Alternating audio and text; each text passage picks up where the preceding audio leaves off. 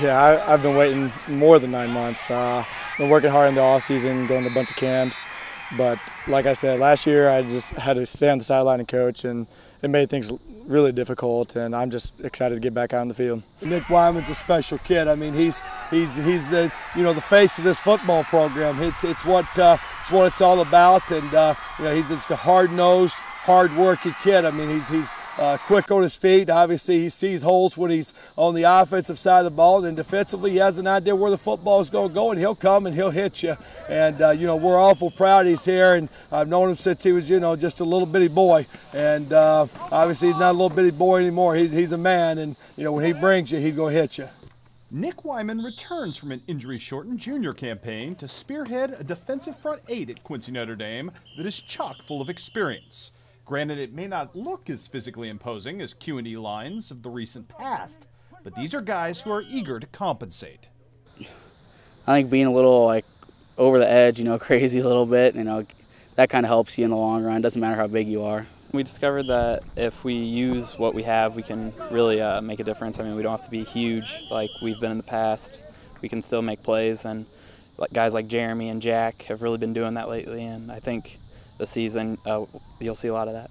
Defensively, we've got a lot of players, and because of last year's injuries, a lot of players that probably would not have seen the field had to play for us, and I think that's what makes this football program pretty special. The idea when a lot of people thought we would be done because of injuries, our players rose up and played harder together than ever, and we were able to continue to win football games. And so players that wouldn't have seen the field got playing time. The injured ones are back, and we've got defensively 18 to 22 guys that saw time last year that will help this team have success. Right. We all like to hit each other, so I mean, once we get to hit other people, it's 10 times better, and that's what we look forward to, is hitting people.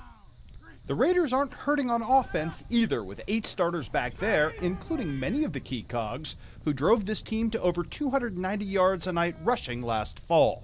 Yeah, they're very fast up front, hard workers. They work good together. They've been playing for a long time together at the YMCA, and I like what we got up front. I feel comfortable running behind them. We're a pretty quick backfield, but we also have power, and we can go out and pass routes, we can run the ball, we can pretty much do whatever from our main 3 backs.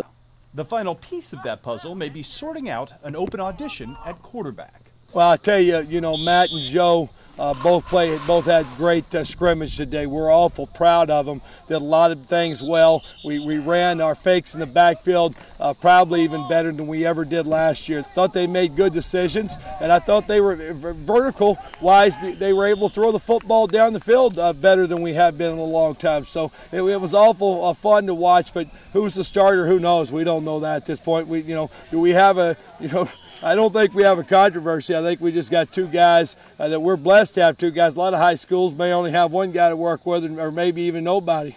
Bottom line, shifting personnel or not, it appears to be business as usual once again in 2012 at 10th and Jackson. Well, again, Chris, 21st year I'm blessed, and I understand, and I'm as far as I'm concerned, the best high school football program in the state of Illinois. But I work that way. My players work that way. There's pressure on us every year. And again, there's no time that we come to work that we don't believe that we're supposed to win, that we're pressured. And that's what it's supposed to be about.